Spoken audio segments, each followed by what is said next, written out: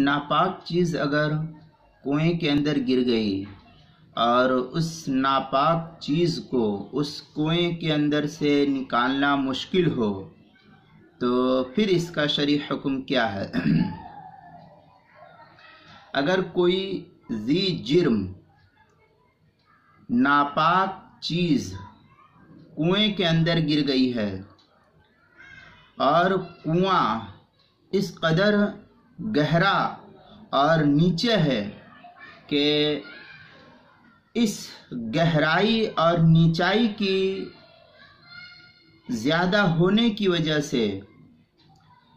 جو چیز ناپاک ذی جرم گری ہے اس کا نکالنا مشکل ہے اور اس چیز کو نکالنا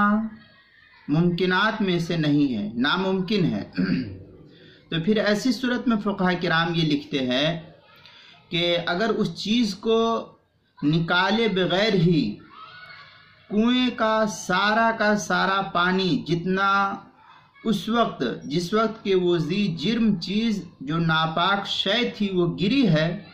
اس وقت جتنا پانی کنویں میں تھا اس تمام پانی کو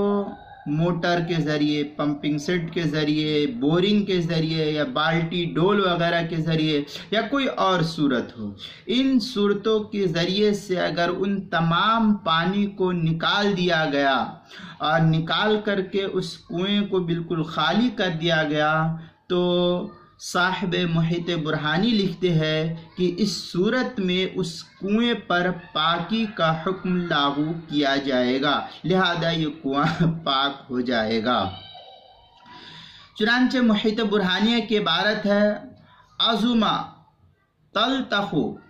بنجاست ووقع فی البئر ولم يمکن استخراجہ فإن نزحوا ماءها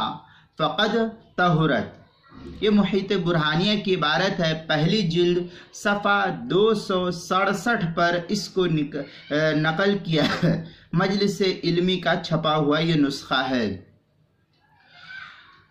کتاب المسائل کی پہلی جلد صفحہ 134 پر اس کو نقل کیا ہے، لہذا اس کا خلاصہ یہی ہے کہ اگر گہرا کنواں ہو اور اس ناپاک چیز کو نکالنا ممکن نہیں تو پورے پانی کو ایک ساتھ خالی کر دیا جائے، کنویں پر پاکی کا حکم نافذ ہو جائے گا۔